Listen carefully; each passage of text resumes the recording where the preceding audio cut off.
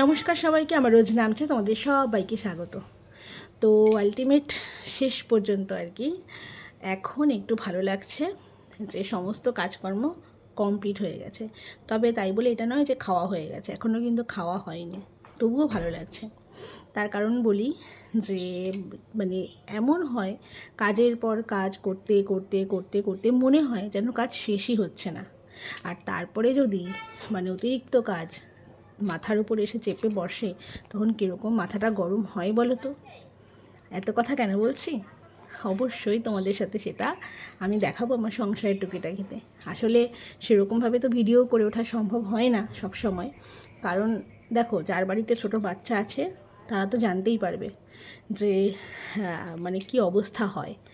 আর সবথেকে বড় কথা হলো এটাই যে ঘর কিন্তু পরিপাটি করে গুছিয়ে রাখতে সবাই ভালোবাসে, কিন্তু অনেক সময় হয়ে ওঠে না। আর বাড়িতে বাচ্চা যদি থাকে তাহলে তো আরোই না। তো কী কী কাণ্ড হচ্ছে আর হয় তোমাদের সাথে আমি একটু শেয়ার করলে তোমরা বুঝতে পারবে। তো এই মাত্র সোমরা তো বাড়িতে আসলো, আর আমারও মোটামুটি স্নান টান সব কমপ্লিট হয়ে গেছে, ঠাকুর পুজোও দিয়ে এসেছি। তো এখন খাওয়া দাওয়ার পালা। আর অবশ্যই তোমাদের সাথে সেটাও শেয়ার করব। আজকে আমার রোজ নাম চায়, আমার সংসারে টুকিটাকিতে কী কী রান্না করেছি সেটাও শেয়ার করব। তো চলো আজকের ব্লগটা একটু আগে থেকেই শুরু করা যাক। তো দেখো, প্রত্যেক দিনের মতন আজকেও আমার মেয়ে আমার জন্য কাজ রেডি করে রেখেছে। কি কি করে না, কি আর বলবো। দেখো, জলের বোতলগুলোকেও চতুর্দিকে ছড়িয়ে ছিটিয়ে রয়েছে, কিন্তু এইগুলো আমি এখন আর কিছুই করব না, কারণ সবে আমার রান্নাটা কমপ্লিট হয়েছে। আমি এই কাজগুলো সমস্ত কিছু স্নান করে উঠে তারপরেই করব। আর স্নান করার আগেও তো বেশ কিছু কাজ রয়েছে এখনও পর্যন্ত। মেয়েকে খাওয়ানো বাকি আছে, ঘুম পাড়ানো বাকি আছে। তো যথারীতি খাইয়ে ঘুম পাড়িয়ে আমি নিজে স্নান করে তারপরে শুরু করে দিলাম বাকি যেটুকুনি কাজ ছিল সেই কাজগুলো। কাজের মধ্যে জল ভরা হয়নি আজকে একদমই, তো জলগুলো ভরে নিলাম পটাপট। আর তারপরেই আরও কিছু দোকানের মালগুলো আনা হয়েছিল, যেমন মটর আনা হয়েছিল, সেগুলোও আমার মেয়ে ব্যাগ থেকে বার করে দিয়েছিল। তো যথারীতি প্রত্যেকটা জিনিসের কৌটোতে ঢেলে দিলাম। আর এদিকে বিস্কুট ছড়িয়ে দিয়েছিল, সেগুলোকেও জায়গায় রাখতে হবে। আর তারপরে জায়গাটাকে, ওর যে খেলনা বাটিগুলো আছে, যেটা আমার প্রত্যেক দিনের কাজ, ও যেদিন যেখানে খেলবে সেদিন সেই জায়গাটাকে পুরো এরকমভাবে বিছিয়ে রাখবে। সেই জায়গাগুলো পরিষ্কার বিকেল পর্যন্তই পরিষ্কার, তারপরে আবার সব ঢেলে দেবে। তো আমার কাজকর্মগুলো তো আমাকে করতেই হবে। এরপরে চলে যাব ঠাকুর ঘরে।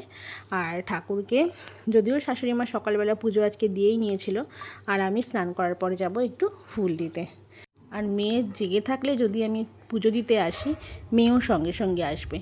এসে ও যে কী করবে সেটা আর কি বলবো। ঠাকুর ঘর যদি খোলা পায় তাহলেই একা চলে এসে ঠাকুরের এই বাসনপত্র নিয়ে দৌড়াদৌড়ি শুরু করে দেবে। কথা বললেও বুঝতে পারে না, শুনে না। আর এখন তো সেই বয়সটাও না, আগে চোখে চোখে রাখারই বয়স। তারপরে শিব ঠাকুর আছে ছোট ছোট, ওর কাছে মনে হয় যেন খেলনা আর কি। আর ওর ঠাকুমা যখন পুজো দেবে তখন ঠিক চলে আসবে। ওই একটা ছোট্ট একটা করতাল আছে, ওই করতালটাও ঠাকুমা বার করে দেয়, একটা কাশি আছে বার করে দেয়, ওগুলো বসে বসে বাজাবে। তো সেখানে চুপচাপ থাকে। আর যখন একা থাকে তখন যে কি করে সে আর বলার কথা না। তো এই দেখো, আমাদের গোপাল সোনা আর রাধা কৃষ্ণ আর আমাদের একদম পূর্বপুরুষের আর কি লক্ষ্মীনারায়ণ আছে ভেতরের দিকে।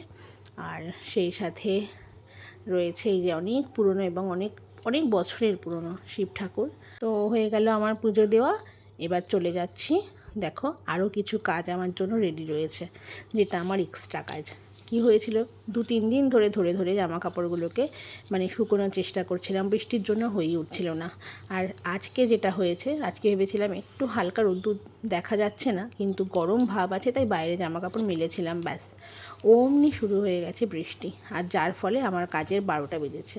তো সব কিছু গুছিয়ে রেডি করে নিলাম। আর এখন আর সময় নষ্ট না, ঝটপট চলে যাব খেতে, খাওয়া দাওয়া করতে। তো দুপুরের মেনুতে দেখো রয়েছে ভাত, আর করেছিলাম এই যে আলু ভাজা, আর সেই সাথে রয়েছে পটল ভাজা, আর সেই সাথে রয়েছে মুসুরির ডাল। আর প্রত্যেক দিন যেটা আমার থাকে সেটা হচ্ছে এই যে সবজি, এটাও মেয়ের জন্য আর শাশুড়ি মায়ের জন্য। আর মেয়ের জন্য ডিম সেদ্ধও করে রেখেছিলাম। আর এই যে দেখো, সয়াবিন হয়েছে, আলু দিয়ে সয়াবিন দিয়ে একটা তরকারি করেছে, আজকে নিরামিষই হয়েছে। আর শেষ পাতে তো টক দই, প্রত্যেক দিনের কমন ব্যাপার। তো আজকের মেনু এইটুকু নিয়েছিল।